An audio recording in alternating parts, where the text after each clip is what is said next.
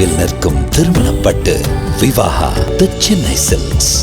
11 days of Grand Europe trip with easy EMI of rupees 25,000 only with GT Holidays. குவியம் media works தயாரிப்பில் ரக்ஷன் கேபியோ தின நடித்துள்ள மறக்குமா நெஞ்சம் வெற்றி நடை போடுகிறது. சென்னையை பொறுத்த வரைக்கும் காங்கிரஸ் கட்சி ஒரு தொகுதி கேட்குறாங்க அப்படிங்கிற செய்திகள் வந்துட்டு இருக்கு. காங்கிரஸ் கட்சி சென்னையில நிக்க போகுதா? சென்னையில நின்னா என்ன தவறு? கார்த்திக் சிதம்பரத்துக்கு சீட்டு தரக்கூடாது செய்திகள் கசியுது, அப்படியா? ஒரு தொகுதியிலும் ஒவ்வொரு தலைவர்களுக்கும் சீட்டு கொடுக்க கூடாது அப்படின்ட்டு சிட்டிங் எம்பி எதிர்த்து எல்லா தொகுதியிலுமே தான் இருக்கும். அது என்ன காங்கிரஸ் மட்டும் பர்டிகுலர் தலைவரை மட்டும் குறிப்பிட்டு கூறுவது ஒரு தவறான தகவல். அண்ணாமலை பாத்தீங்கன்னா தமிழ்நாடு முழுக்க எண் மக்கள் அப்படிங்கிற நிகழ்ச்சியை பண்ணிட்டு இருக்காரு. அது மாதிரி காங்கிரஸ் கட்சி சார்பா யாருமே எதுவுமே பண்றதே இல்லையா? எங்களை பார்த்து காப்பி கேட் மாதிரி அவர் என் இயக்கம் அப்படி இப்படின்ட்டு அவர் சுத்திட்டு இருக்காரு. ராகுல் காந்தி பண்ணிட்டாருன்னா இங்க காங்கிரஸ் கட்சி பாஜக மாதிரி வளர்ந்துருச்சு அப்படின்னு நம்ம சொல்லிட முடியுமா? அது மாதிரி இங்க இருக்க பாஜகவோட எங்களை கம்பேரிசனே பண்ணாதீங்க. அண்ணாமலைங்கிற ஒருத்தர் தொடர்ந்து சுற்றுப்பயணம் மேற்கொள்றாருல, அதுக்கு பதிலடியா காங்கிரஸ் என்ன பண்ண போகுது? அவரை நாங்க எங்களோட ஈக்குவல் போட்டியாவே நினைக்கலங்க. 2024 கிட்டத்தட்ட ஒரு 12% 15% வரைக்கும் அவங்க வாக்கு பெறுவதற்கான வாய்ப்பே இல்லை. எலெக்ஷன் மேனிஃபெஸ்டோல பாஜக என்னென்னமோ வாக்குறுதிகளை கொடுத்தார்கள். என்னென்ன வாக்குறுதிகள் கொடுத்தார்கள்? வேலை வாய்ப்பு 2 கோடி, உமன் அட்ராசிட்டியை கொடுப்போம், இதனால இந்த நாட்டோட மக்கள் வளர்ச்சி அடைந்திருக்கிறார்களா? மதவாதத்தை தூண்டுவதற்கு என்னெல்லாம் பண்ண முடியும்? மறுபடியும் சிஏ கொண்டு வருவன்னுட்டு ஒரு அமைச்சர் அங்க இருந்து கத்துறாரு. இந்தியா கூட்டணி மதவாத அரசியலை எதிர்க்கணும் அப்படிங்கறதுக்காக உருவாக்கப்பட்டது. ஆனா இப்ப என்ன நிலைமையில இருக்கு? இந்தியா அலையன்ஸ் ஒரு வலுவான கூட்டணி. பாஜகவோட கூட்டணி இவிஎம் ஓட மட்டும்தான். இந்த இவிஎம் மெஷின்ல மக்கள் போடப்படக்கூடிய ஓட்டை மக்களிடமே விவிபிஇடில கொடுத்து அவங்க அந்த ஓட்டை அந்த கட்சிக்கு தான் போட்டிருக்காங்களான்னு சரி பார்த்து அவர்கள் அதை மடித்து பேலட் பாக்ஸில் போட வேண்டும். இந்த ஓட் கவுண்ட் டேலி ஆக வேண்டும் அப்படின்ட்டு இந்தியா அலையன்ஸ் ஒரு ரெப்ரசன்டேஷன் கொடுத்த அடுத்த நாள் இந்தியா கூட்டணி தோக்க போகுது. அதுக்கு ஒரு காரணம் வேணும். அதுக்கு இவிஎம் மெஷின் ஒரு காரணமா சொல்லணும். அதனால இந்தியா கூட்டணி சார்பாக எல்லாரும் சேர்ந்து இந்த மாதிரி ஒரு தீர்மானத்தை போடுறாங்க. இந்தியா கூட்டணி தோக்க போகுதுன்னு ராகுல் காந்தியினுடைய 2ஆம் சுற்று நடைப்பயணமாக இதை பார்க்கலாம். பாரத் நியாய யாத்திரை அப்படின்னு சொல்லி பண்றாரு. இன்னும் எலெக்ஷனுக்கு ஒரு 100 நாள் தான் இருக்கு. அந்த நேரத்துல கட்சி பணியை பார்க்காம இந்தியா கூட்டணியில என்ன நடக்குது, தொகுதி பங்கீட பத்தி பேசாம இவர் வாட்டுக்கு நடைப்பயணம் சொல்லி போய்கிட்டு இருக்காரு. தலைவரா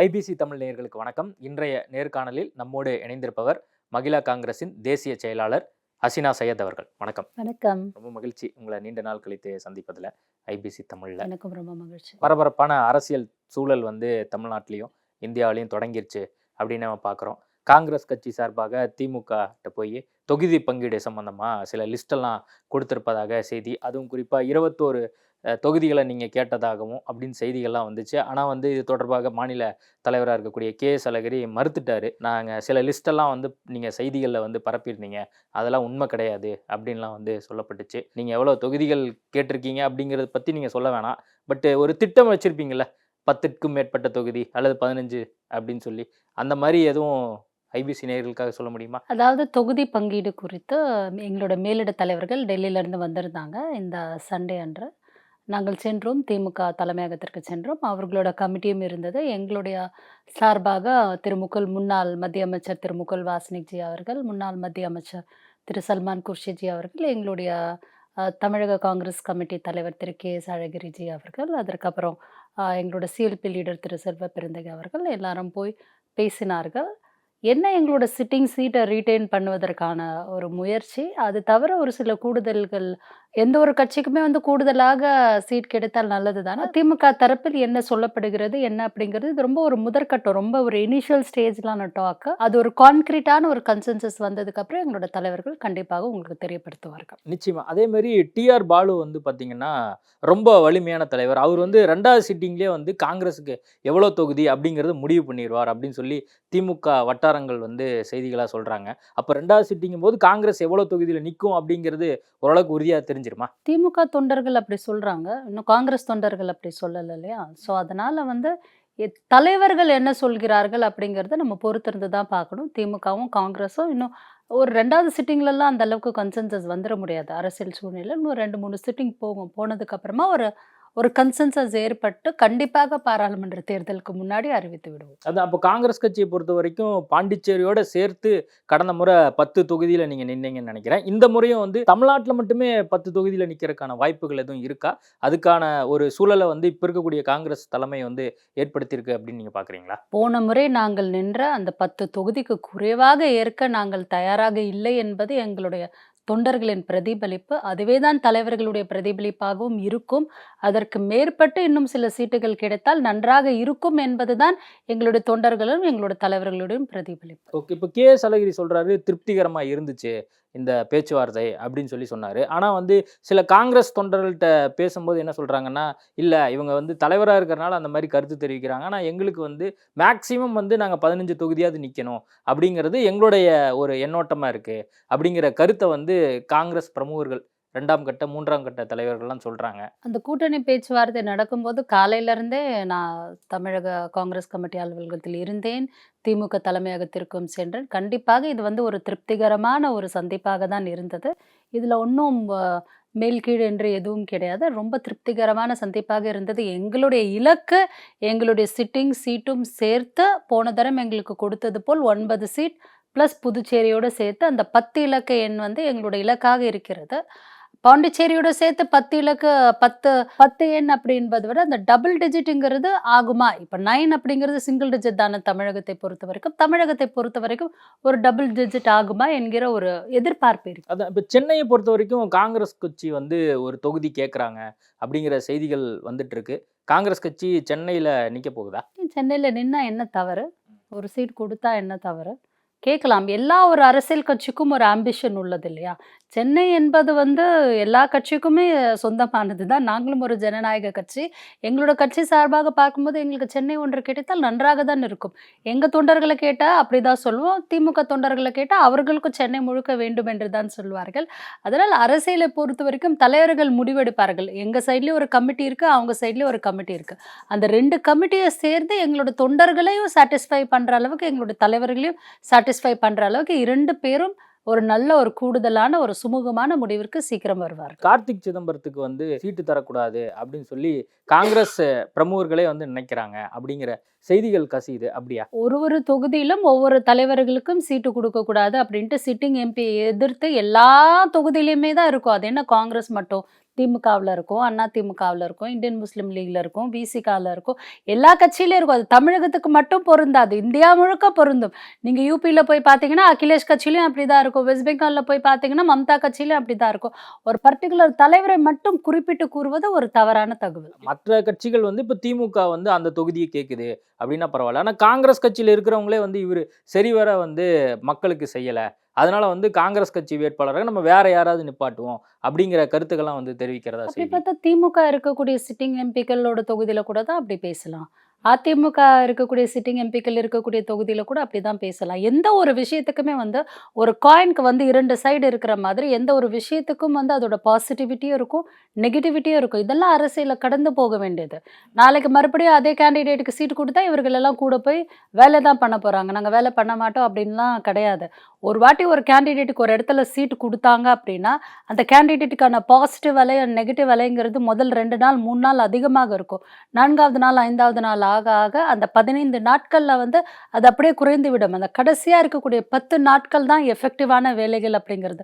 அப்போ எல்லாரும் ஒருங்கிணைந்து விடுவார்கள். அதான் இப்போ டெல்லி காங்கிரஸ் தலைமை வந்து கார்த்திக் சிதம்பருக்கு கொடுக்கறதுக்கு தயாரா இருக்காங்களா? அதாவது வந்து இன்னும் கான்ஸ்டிடியூவன்ஸே வந்து முடிவு பண்ணவில்லை. அதுக்குள்ள கேண்டிடேட்ஸ் எப்படி முடிவு பண்ண முடியும்? அந்த சொல்ல வேண்டிய இடத்தில் நான் கிடையாது, நான் அந்த கமிட்டி மெம்பர் கிடையாது. இதை நீங்க கேட்க வேண்டிய கேள்வி வந்து அந்த கமிட்டியில் இருக்கக்கூடியவர்கள். என்கிட்ட நீங்க கேட்க வேண்டிய கேள்வி கூட்டணி ஜெயிக்குமா, எப்படி இருக்கிறது, பலமாக இருக்கிறதா, அப்படிப்பட்ட கேள்விகளை எடுக்கக்கூடிய சூழ்நிலையில் நான் உள்ளேனே ஒழிய இவருக்கு சீட்டா அவருக்கு சீட்டா அப்படிங்கிற சூழ்நிலையில் நான் இல்லை. ஓகே, இப்போ சதர்ன் டிஸ்ட்ரிக்டை பொறுத்த வரைக்கும் கன்னியாகுமரி, சிவகங்கை, ராமநாதபுரம் அந்த மாதிரி தொகுதியில் வந்து காங்கிரஸ்க்கு ஒரு வலுவான வாக்கு வங்கி இருக்கு. இந்த முறை முழுக்க முழுக்க சதர்ன் டிஸ்ட்ரிக்டை வந்து திமுக வந்து கேட்குது அப்படிங்கிற செய்திகளை சில மூத்த பத்திரிகையாளர் சொல்றாங்க. இதை பத்தியான உங்க பார்வை என்ன? இதெல்லாம் யூகங்கள் தானே. கன்னியாகுமரியில் எங்களோட சிட்டிங் எம்பி இருக்காரு, அதே மாதிரி கன்னியாகுமரியில் எங்களுக்கு 3 எம்எல்ஏக்கள் இருக்காங்க. எங்களுக்கு வந்து ஒரு ஸ்ட்ராங்கான ஒரு பெல்ட் அது கன்னியாகுமரி.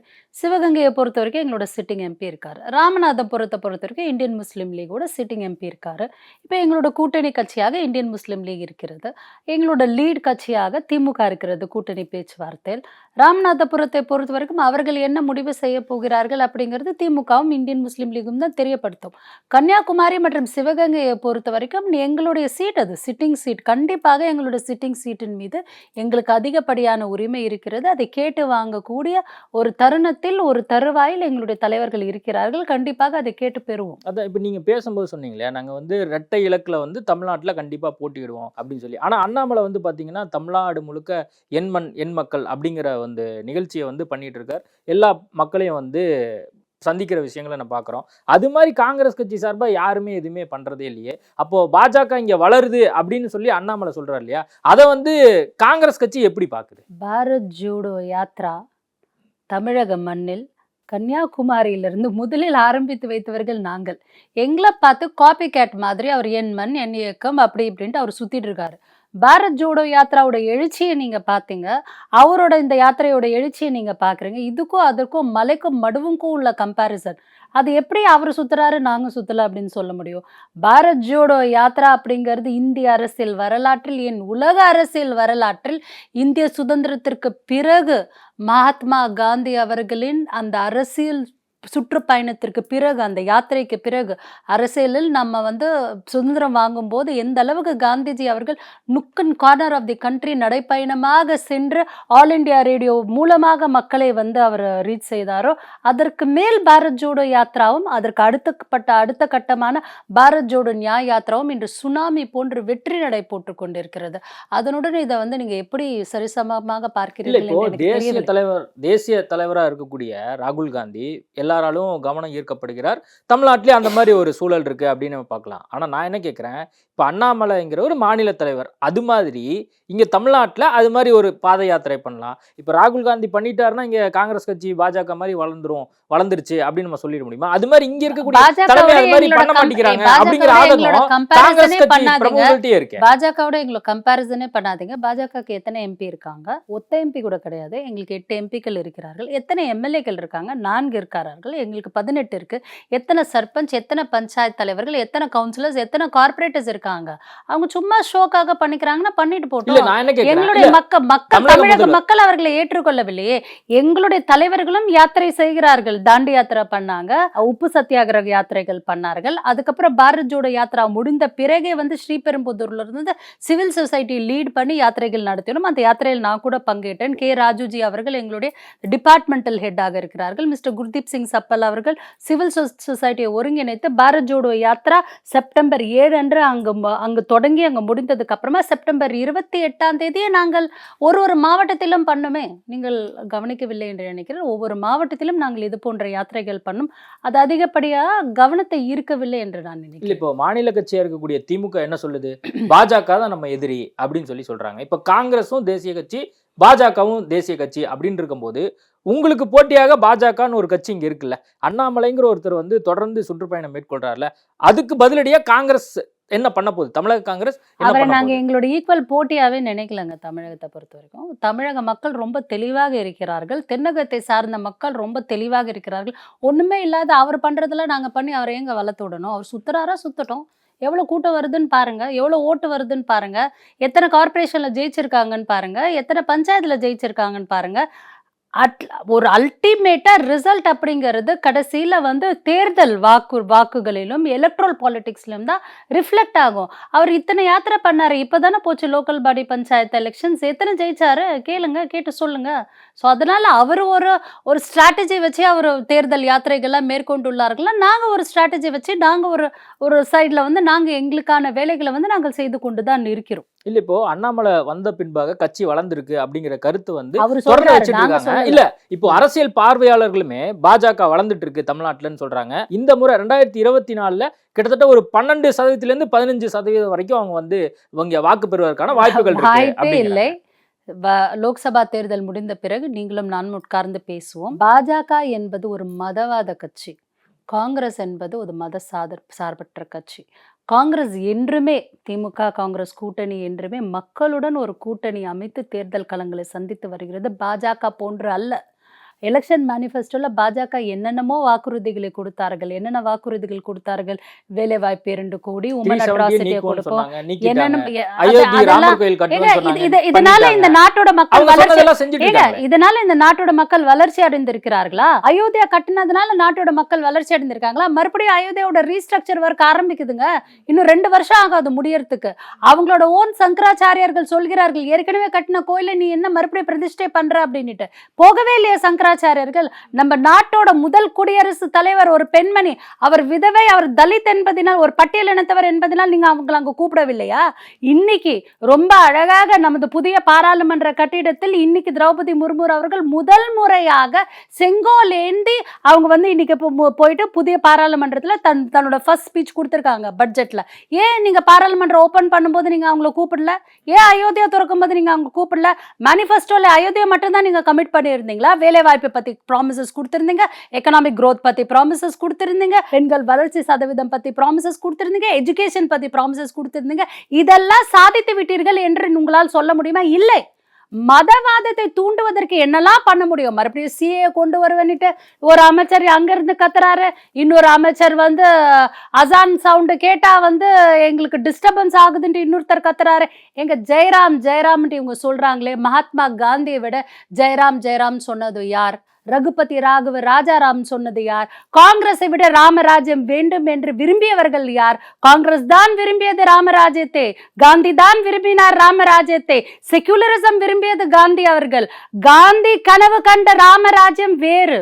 அதில் இந்துக்களும் இஸ்லாமியர்களும் கிறிஸ்துவர்களும் நம்மை சார்ந்து வரக்கூடிய வெளிநாட்டவர்களும் ஒன்று சேர்ந்த ராமராஜ்யத்தை பத்தி காந்தி அவர்கள் கனவு கண்டார். இவர்கள் கண்ட ராமராஜ்யம் அப்படியா? ஜெயராம் என்று நீங்க சொல்லவில்லைன்னா உங்களை அடிக்கிறாங்க, துன்புறுத்துறாங்க, கட் அவுட் வைக்கிறாங்க. ராமருக்கு கட் அவுட் வச்சு நீங்க பாத்திருக்கீங்களா? அந்த ராமரோட கட் அவுட்டுக்கு நிகராக மோடி அவர்களின் கட் அவுட் வைக்கப்பட்டுள்ள ஒரு சூழ்நிலையை இதுக்கு முன்னாடி வேற எந்த அரசியல் தலைவரெல்லாம் செய்து உங்களோட வயதிற்கு நீங்கள் பார்த்துள்ளீர்களா என்றால் கிடையாது. நம் நாட்டை ஒரே வழியாக அவர்கள் கொண்டு போகிறார்கள். மதவாதத்தினால் நம்மளை பிரிக்கிறார்கள். மற்றபடி இவங்க போய் ஓட்டு கேட்குறாங்க. ஓட்டு கேட்குற இடத்துல என்ன சொல்லி கேட்குறாங்க? நாங்கள் அயோத்தியாவில் கோவிலை கட்டிவிட்டோம், ஓட்டு கேட்குறோம் அப்படிங்கிறாங்க. சோறுக்கு என்ன வழிங்க? மக்களோட பாவர்ட்டி வறுமையை நீக்க என்ன வழி? வேலை வாய்ப்புக்கு என்ன வழி? மக்களோட படிப்பாதாரத்துக்கு என்ன வழி அப்படின்னா அதெல்லாம் இல்லை. What is your foreign policy அப்படின்னா இல்லை. பாலஸ்தீன் அண்ட் இஸ்ரேல் போருக்கு நீ என்ன ஸ்டாண்ட் எடுக்கிறன்னா ஒன்றும் இல்லை. நீங்கள் வெளிநாட்டுக்கு போகும்போது ஜோ பைடன் அவர்கள் தன்னுடைய வெள்ளை மாளிகையிலிருந்து அனுமதிக்கப்படக்கூடிய ஒரு கேள்வி, உங்கள் நாட்டில் சிறுபான்மையினரும் முக்கியமாக இஸ்லாமியர்களும் பட்டியலினத்தவர்களும் வன்கொடுமைக்கு உள்ளாக்கப்படுகிறார்களா என்று நமது நாட்டு பிரதமரை பார்த்து ஒரு வெள்ளை மாளிகை கேட்கிறது என்றால் நம்ம வெக்கி தலைகுனிய வேண்டிய தருணம் இல்லையா? இல்ல, அதான் நீங்க சொல்றீங்க இல்லையா, மதவாத அரசியல பாஜக முன்னெடுக்குது. ஓகே, மக்களும் வந்து பார்த்துட்டு இருக்காங்க. அதுக்காக தான் இந்தியா கூட்டணி அப்படின்னு சொல்லி ஒன்று உருவாக்கப்பட்டது. ஆனா இப்ப இந்தியா கூட்டணியே இப்ப என்ன நிலைமையில இருக்கு அப்படிங்கிறத நம்ம பாக்குறோம். நிதிஷ்குமார் கிளம்பி போயிட்டாரு. மம்தா பானர்ஜி இன்னைக்கு காங்கிரஸுக்கு நாங்க 2 தொகுதிக்கு மேல கொடுக்க மாட்டோம் அப்படின்னு சொல்லி சொல்றாங்க. ஆம் ஆத்மி கட்சியும் வந்து பாத்தீங்கன்னா என்ன நிலைப்பாடு எடுத்திருக்கு அப்படின்னு சொல்லி பார்க்க போறோம். உத்தவ் தாக்கரே இனிமேல் என்ன முடிவு எடுக்க போறாருன்னு நம்மளுக்கு தெரியாது. இது மாதிரி இந்தியா கூட்டணி மதவாத அரசியலை எதிர்க்கணும் அப்படிங்கறதுக்காக உருவாக்கப்பட்டது. ஆனா இப்ப என்ன நிலைமையில இருக்கு? இந்தியா அலையன்ஸ் ஒரு வலுவான கூட்டணி. 2019 பாஜக தேர்தலை சந்தித்த போது அவர்களுடன் இந்த சிவசேனா இருந்தது. இப்ப அது எங்க? பஞ்சாப்ல இருந்து அகாலிதள் இருந்தது. இப்ப எங்க? உங்களோட கூட்டணி கட்சியில இப்ப யார் இருக்காங்க சொல்லுங்க.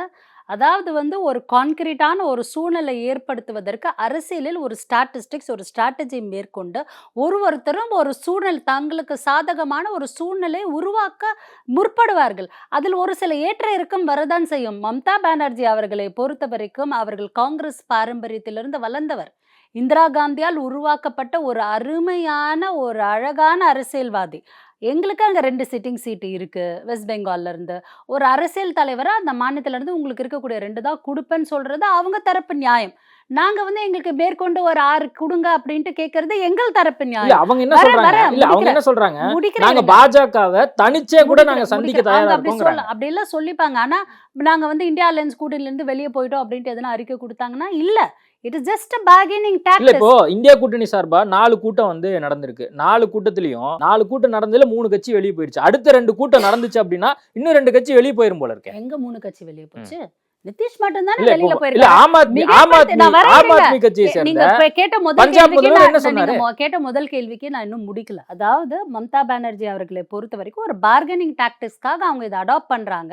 நெக்ஸ்ட் பாரத் ஜோடோ யாத்ரா அவங்க ஊருள்ள வெஸ்ட் பெங்கால என்டர் ஆகும்போது அவங்க சொல்றாங்க பாரத் ஜோடோ நியாய் யாத்ரா என்டர் ஆகும்போது மம்தா பானர்ஜியோட பொலிட்டிக்கல் டாக்டிக்ஸ் எப்பவுமே எப்படி இருந்தது அப்படின்னா வந்து அவங்களோட ஸ்டேட் பாலிடிக்ஸ் அப்படின்ட்டு வரும்போது அவங்க எப்பவுமே காங்கிரஸ் அங்க உள்ள நுழைய விட்டது கிடையாது. பாரத் ஜோடோ நியாய் யாத்ரா இப்ப வெளியில போயிடுச்சா அவங்க பேக் டு நார்மல் ஆயிடுவாங்க. இப்போ 6ங்கிறது இல்லைன்னா 3ன்னு சொல்லலாம், இல்லை மறுபடியும் 2ன்னு தான் சொல்லலாம். அதில் ஒரு கன்சென்சஸ் வந்துடும். அவங்க வந்து இந்தியா கூட்டணி விட்டு வெளியே போயிட்டேன்னு சொல்லலை. அதே மாதிரி ஆம் ஆத்மி பார்ட்டியை பொறுத்த வரைக்கும் டெல்லியில் வந்து அவங்க ரூலிங்கில் இருக்காங்க. அவங்க எங்களுக்கு ஒரு சில தொகுதிகள் கொடுக்குறேன்றாங்க. நாங்கள் அதை வந்து ஒத்துக்கொள்ள வேண்டிய சூழல் தான். பஞ்சாபை பொறுத்த வரைக்கும் எங்களோட சிட்டிங் எம்பிஸ் இருக்காங்க. அவங்க அஃப்கோர்ஸ் அங்கே ரூலிங் கவர்மெண்ட்டாக இருக்கும்போது எங்களோட சிட்டிங் எம்பிஸ் இருக்கக்கூடிய அத்தனை தொகுதியை கேட்டால் நாங்கள் எப்படி விட்டு கொடுக்க முடியும்? அரசியல் நியாயம் அப்படின்னு ஒண்ணு வேணும் இல்லையா? அதெல்லாம் இருங்க, அதெல்லாம் பேசி ஆம் ஆத்மி பார்ட்டியும் மம்தா பானர்ஜி கட்சியும் வந்து அது வந்து தெளிவாகி கூடும். நிதிஷை பொறுத்த வரைக்கும் அவர் வந்து ஒரு செல்ஃபிஷான அரசியல்வாதி. மக்களோட மேண்டேட் நீங்களும் நானும் நம்மள மாதிரி ஆளுங்களும் அங்கே அவருக்கு ஓட்டு போட்டிருந்தாங்கன்னா அது அவரோட தன்னோட செல்ஃபிஷ்னஸ்க்கு மட்டுமே அவர் பயன்படுத்திக் கொள்கிறார். பீகார் மக்கள் அவரு இன்னைக்கு பேட்டியில என்ன சொல்றாரு, நான் வந்து இந்தியா கூட்டணி அப்படின்னு சொல்லி பேர் வைக்கும் போதே பேரை மாத்துங்கன்னு சொன்னேன், ஆனா இவங்க மாத்தல. ரெண்டாவது வந்து தொகுதி பங்கீடு இந்நாள் வரைக்கும் இவங்க வந்து முடிவே பண்ணல, இது வந்து இழுத்து கொண்டே போகுது அப்படிங்கிற கருத்துக்கள்லாம் தெரியல அவருக்கு. இந்தியா கூட்டணியில இருந்த போது நீங்க ஒருங்கிணைப்பாளர் பதவி அவர் கொடுப்பீங்க, அவரை வந்து லீட் பண்ணி சொல்லுவீங்க அப்படின்னு சொன்னா ராகுல் காந்தி வந்து யாரை முன்மொழிகிறாங்க? எங்க பிரசிடென்ட் தான் நாங்க முன்மொழிய முடியும், எங்களோட பிரசிடென்ட் தான் நாங்க நம்ப முடியும். நிதிஷை இன்னைக்கு வந்து ஒருங்கிணைப்பாளரை போட்டிருந்தோம்னா அவர் பட்டு வாக் அவுட் பண்ணி போயிருந்தாரு அப்படின்னா இந்தியா கூட்டணியே இல்லன்னு ஆயிருக்கும்ல. ஒருங்கிணை தலைமையே இல்லாத போது நிதிஷ்குமார் தான் இதை வந்து இனிஷியேட் பண்ணார் அப்படிங்கிறது எல்லாருக்குமே தெரியும்ல. நிதிஷ்குமார் இப்படிதான் அப்படின்னுட்டு எல்லா அரசியல்வாதிகளுக்கும் தெரியும். இல்ல இந்தியா கூட்டணி உருவாக்குறதுக்கான காரணமே நிதிஷ்குமார் தான். அவர் வந்து ஒரு கூட்டணி நம்ம இப்ப ஏங்க சிவசேனாவும் ஒரு கூட்டணி அமைத்து எலெக்ஷனை சந்திக்கணும்னு விரும்பும். அவங்களும் பல தடவை அதை தெரியப்படுத்திருக்காங்க. மம்தா பலர் தடவை தெரியப்படுத்திருக்காங்க. அகிலேஷ் பல தடவை தெரியப்படுத்திருக்காரு. நிதிஷ்குமார் தெரியப்படுத்தின டைமும் காங்கிரஸ் தெரியப்படுத்தின டைமும் ஒன்னா இருந்ததுனால அதை மேட்ச் ஆயிடுச்சு ஒழிய இது ஒன்றும் நிதிஷ்குமாரோட பிரெயின் சைல்டு கிடையாது. அதாவது வந்து இப்போ நிதிஷ்குமார் வந்து இந்தியா முழுக்க போயிட்டு தன்னோட கேண்டிடேட்ஸ் போட்டு எலெக்ஷன் கண்டெஸ்ட் பண்ண முடியுமா? முடியாது. காங்கிரஸால மட்டும்தான் முடியும். பல மாநிலங்களில் காங்கிரஸும் பிஜேபியும் 1-to-1 இருக்கிறோம். ஃபார் எக்ஸாம்பிள் கர்நாடகாவில் நாங்கள் ரூலிங், அங்கே பிஜேபி காங்கிரஸ் தான். தெலுங்கானா நாங்கள் ரூலிங், மேஜரா வந்து பிஜேபி காங்கிரஸ் தான். இப்போ பிஆர்எஸ்லாம் எங்கன்னு தெரியல. நீங்க வந்து தெரியல, நீங்க சதன் ஸ்டேட்டை சொல்றீங்க. நான் என்ன கேட்கிறேன், வட மாநிலத்துல 5 மாநில தேர்தல் நடந்தது. 5 மாநில தேர்தல்ல கருத்து கணிப்புகள்ல காங்கிரஸ் வெற்றி பெறும் சொன்னாங்க, ஆனா கடைசியா பிஜேபி தான் வெற்றி பெற்றுச்சு. அப்படிங்கும் போது காங்கிரஸுக்கு தொடர்ந்து பின்னடைவு தான் ஏற்படுது. நீங்க சொல்றீங்க இல்லையா, பாரத் ஜோடோ யாத்திரை வெற்றி பெற்றுச்சு அப்படின்னா வெற்றி பெற்றிருக்கணும். பின்னடைவுன்னு எப்படி சொல்றீங்க நீங்க? பீகார்ல இன்னும் தேஜஸ்வி எங்களோட தான் இருக்காங்க, லாலு எங்களோட தான் இருக்காரு. வரக்கூடிய லோக்சபா எலெக்ஷன்ல நீங்க பாருங்க நிதிஷை மக்கள் எப்படி வீட்டுல உட்கார வைக்கிறாங்கன்ட்டு. திடீர்னு பிஜேபி திடீர்னு காங்கிரஸ் ஒரு ஐடியாலஜியே இல்லாத முதல்வரை நீங்க விரும்புவீங்களா இல்ல நான் விரும்புவேன்? அப்படி கிடையாது. எலெக்ஷனை பொறுத்த வரைக்கும் ஒட்டுமொத்தமா இந்தியா அலையன்ஸ் கூட்டணி அத்தனையும் சேர்ந்து எலெக்ஷன் கமிஷனுக்கு ஒரு ரெப்ரசன்டேஷன் கொடுத்துச்சு. இந்த இவிஎம் பாஜகவோட கூட்டணி இவிஎம்மோட மட்டும்தான் இந்த இவிஎம் மெஷின்ல மக்கள் போடப்படக்கூடிய ஓட்டை மக்களிடமே விவிபிஇடில கொடுத்து அவங்க அந்த ஓட்டை அந்த கட்சிக்கு தான் போட்டிருக்காங்களான்னு சரி பார்த்து அவர்கள் அதை மடித்து பேலட் பாக்ஸில் போட வேண்டும். இந்த ஓட் கவுண்ட் டேலி ஆக வேண்டும் அப்படின்ட்டு இந்தியா அலையன்ஸ் ஒரு ரெப்ரசன்டேஷன் கொடுத்த அடுத்த நாள் அந்த சீஃப் எலெக்ஷன் கமிஷனரோட அப்பாயின்மெண்ட்ல இருந்து சீஃப் ஜஸ்டிஸ் ஆஃப் இந்தியாவை வந்து பாஜக வந்து நீக்குது. ஏன் பயப்படுறீங்க?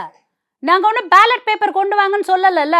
இன்க்ளூடிங் காங்கிரஸ் ஜெயித்த மாநிலங்கள் முதல் கொண்டே நாங்க சேலஞ்ச் தான் பண்றோம். நீங்க வந்து வட மாநிலங்களில் ஒரு ஸ்டாட்டிஸ்டிக்ஸ், ஒரு ஸ்ட்ராட்டஜி, ஒரு நரேட்டிவை வந்து நீங்க கொண்டு நீங்க செயல்படும் போது அதே டேம்பரிங் மெஷினை கொண்டு வந்து இங்க வட இந்தியர்கள் தமிழ்நாட்டில் வந்தா ஈஸியா எங்களோட பூத் ஏஜென்ட் வந்து ஐடென்டிஃபை பண்ணிடலாம்.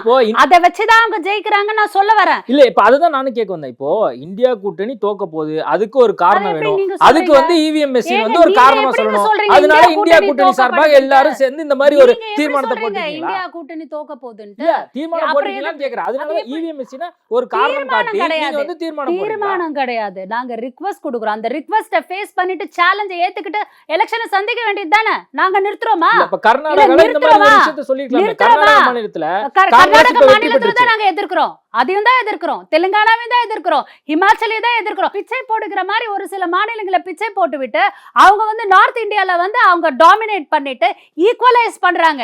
இங்கேயும் காங்கிரஸ் மத்த கட்சிகள் எல்லாம் தோத்து போச்சு அப்படின்னா சுனாமி ஏற்படும். எலெக்ஷன் நடக்காது.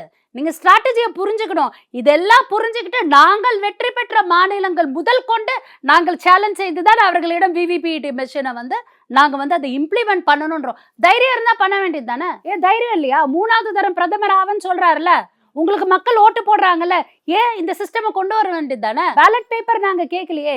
எங்கள் மக்கள் போடக்கூடிய ஓட்டை அந்த மக்கள் அந்த கட்சிக்கு தான் செலுத்தி இருக்கிறார்கள். அங்க வெளியில வரக்கூடிய விவிபிஏட் எடுத்து பேலட் பேப்பர் பேலட் பாக்ஸ்ல போட்டு டாலி பண்ணுங்க. தைரியம் இல்லையா? why can't you face it? it's a request. why can't you face it? உங்களுக்கு தைரியம் கிடையாது, பயப்படுறீங்க. ஏன்னா பின்வாசல் வழியாக வந்தே நீங்கள் ஜெயித்து விட்டீர்கள். நேற்று சண்டிகர்ல என்ன கேவலமான இஷ்யூ நடந்தது நீங்க பாத்தீங்க. 36 ஓட்ல பேலட் பேப்பர்ல அவரே கிரிக்கிட்டு எலெக்ஷன் ரிட்டர்னிங் ஆஃபீஸர் எடுத்துட்டு ஓடுறாரு. அயோத்தியா தீர்ப்பு கொடுத்த 5 ஜட்ஜஸ்ல இன்னைக்கு யார் யார் எங்க பிளேஸ்ட் ஆயிருக்கான்னு பாருங்க. ஒருத்தர் ராஜ்யசபா எம்பி, ஒருத்தர் ஆந்திரா கவர்னர், இப்படின்ட்டு அங்கங்க பிளேஸ் பண்றாங்க. நீங்க வந்து உங்ககிட்ட இருக்கக்கூடிய ஒத்துமொட்ட ஆயுதமான ஐடி, சிபிஐ, இடியை வைத்து நீங்கள் வந்து மக்களை துன்புறுத்துகிறீர்கள். முக்கியமாக இந்த நாட்டில் உள்ள இஸ்லாமியர்கள் வன்கொடுமைக்கு உள்ளாக்கப்படுகிறார்கள், கிறிஸ்தவர்கள் வன்கொடுமைக்கு உள்ளாக்கப்படுகிறார்கள், பெண்கள் பாலியல் பலாத்காரத்திற்கு உள்ளாக்கப்படுகிறார்கள், பட்டியலினத்தவர்கள் நசுக்கப்படுகிறார்கள், நாங்கள் ஒடுக்கப்படுகிறோம். நீங்க இதெல்லாம் சேலஞ்சா ஃபேஸ் பண்ணிட்டு why don't you offer the ballot VVPAT count tally? ஏன் தைரியம் இல்லையா? டைரக்டாக நான் வந்து அண்ணாமலை அவர்களை பார்த்து கேட்கிறேன், பிஜேபிக்கு தைரியம் இல்லையா? ஏன் அக்செப்ட் பண்ணிக்க மாட்டேன்றீங்க? எதற்கு பின்வாசல் வழியா வந்துட்டு திடீர்னு சீஃப் ஜஸ்டிஸ் ஆஃப் இந்தியாவை நீக்கிறீங்க? எப்படி பண்றீங்க? ஒரு கான்ஸ்டிடியூஷன் மொராலிட்டி இல்ல, ஒரு டெமோக்ராட்டிக் மொராலிட்டி இல்ல. நீங்கள் சர்வாதிகாரி போல் நீங்கள் செயல்பட்டு கொண்டிருந்தீர்கள். எல்லா மக்கள் பார்த்து சும்மா இருக்க மாட்டார்கள். கண்டிப்பாக புரட்சி வெடிக்கும். ஓகே, பார்க்கலாம். அதே மாதிரி இப்போ ராகுல் காந்தியினுடைய நடைப்பயணத்தை பத்தி சொன்னீங்க. ராகுல் காந்தியினுடைய 2ஆம் சுற்று நடைப்பயணமாவே இதை பார்க்கலாம். பாரத் நியாய யாத்திரை அப்படின்னு சொல்லி பண்றார். இன்னும் எலெக்ஷனுக்கு ஒரு 100 நாள் தான் இருக்கு. அந்த நேரத்துல கட்சி பணியை பார்க்காம இந்தியா கூட்டணியில என்ன நடக்குது, தொகுதி பங்கீடை பத்தி பேசாம இவர் வாட்டுக்கு நடைப்பயணம் சொல்லி போய்கிட்டு இருக்காரு. தலைவரா எங்க கட்சிக்குன்னு ஒரு கட்சி தலைவரா ஆக்கணும், கட்சி தலைவரா இருக்கணும். தலைவர் பதவியை அவர் விரும்பவில்லை. அவர் வந்து எங்க கட்சியோட எங்களை மாதிரி ஒரு தொண்டர். அவர் போய் மக்களை சந்திக்கிறதுக்கு விருப்பப்படுறார். காங்கிரஸ் பிரசிடென்ட் மல்லிகார்ஜுன் கார்கே 24/7 இருக்கிறார். எங்களோட ஜெனரல் செக்ரட்டரி ஆர்கனைசேஷன் கேசி வேணுகோபால் அவர்கள் 24 hours இருக்கிறார்கள். ஓகே, எங்களுடைய இந்த கமிட்டி இந்தியா அலையன்ஸை கூட்டணித்து அமைத்து அதை பேசக்கூடிய கமிட்டியில் காங்கிரஸ் பிரசிடென்ட் ஆஃபீஸ்ல இருந்து குர்தீப் சிங் சப்பல்ஜி, நாசர் ஹுசேன்ஜி, இப்படி வந்து எங்களோட கமிட்டியோட தோழர்கள் வெரி மச் அவைலபிள்ங்க. நாங்க தான் பேச போறோம். அண்ணாமலை ஊர் சுற்றிட்டு இருக்கும்போது ஏன் கேட்க மாட்டேன்றீங்க? பாரத பிரதமர் மோடி அவர்கள் வெளிநாடெல்லாம் ஊர் சுத்திட்டு இருக்காரு, மணிப்பூர் பத்தி எரிஞ்சிட்டு இருக்கு, அங்க போக மாட்டேன்றாரு. அதை பத்தி ஏன் கேட்க மாட்டேன்றீங்க? பாரத் ஜோடோ நியாய யாத்திரா அப்படிங்கிறது மக்களுக்கு நீதி வேண்டி கொடுப்பதற்காக எங்கள் அன்பு தலைவர் ராகுல் காந்தி அவர்கள் தெருவாக சென்று மக்களை சந்தித்துக் கொண்டிருக்கிறார். ஒருங்கிணைக்கக்கூடிய தலைவரா தலைவர் இல்லை. ஒருங்கிணைக்கக்கூடிய தலைவர் எங்களுடைய காங்கிரஸ் பிரசிடென்ட் ராகுல் காந்தி அவர்களுக்கும் எனக்கும் எங்கள் காங்கிரஸ் கட்சியின் தொண்டர்களுக்கும் தலைவர் திரு கார்கேஜி அவர்கள். அவர் வந்து வெரி மச் அவைலபிள். ஓகே, இப்போ ராகுல் காந்தியினுடைய இந்த நடைப்பயணங்கிறது ஏதாவது இந்த வரக்கூடிய தேர்தலில் பிரதிபலிக்கும் நீங்க நினைக்கிறீங்க? கண்டிப்பா பிரதிபலிக்கும். பாரத் ஜோடோ யாத்திரா எந்த அளவுக்கு பிரதிபலித்ததோ அதற்கு மேல் பாரத் ஜோடோ நியாய யாத்திரா கண்டிப்பாக மக்களுக்காக ஏற்படக்கூடிய எந்த ஒரு விஷயமும் மக்கள் கண்டிப்பாக ஏற்றுக்கொள்கிறார்கள். அது கண்டிப்பா வந்து பிரதிபலிக்குது. நம்ம இந்திய சுதந்திர வரலாற்றை நீங்கள் எடுத்துக்கொண்டீர்கள் என்றால், OS ராஜசேகர் ரெட்டியை கூட நீங்க எடுத்துக்கொண்டீர்கள் என்றால், எந்த தலைவர்கள் எல்லாம் நடைப்பயணம் மேற்கொள்கிறார்களோ அந்த தலைவர்கள் எல்லாம் பெரும் தலைவர்களாக இருக்கிறார்கள் என்பது வரலாறு. ஓகே, நம்ம பொறுத்திருந்து பார்க்கலாம். நிறைய விஷயங்கள் குறித்து பேசியிருக்கோம். நேர்காணல் கொடுத்ததுக்கு மிக நன்றி. நன்றி, வணக்கம். நினைவில் நிற்கும் திருமணப்பட்டு விவாஹா தி Chennai silks. 11 days of grand Europe trip with easy EMI of ₹25,000 only with GT Holidays. குவியம் மீடியா ஒர்க்ஸ் தயாரிப்பில் ரக்ஷன் கேபியுதீனா நடித்துள்ள மறக்குமா நெஞ்சம் வெற்றி நடை போடுகிறது.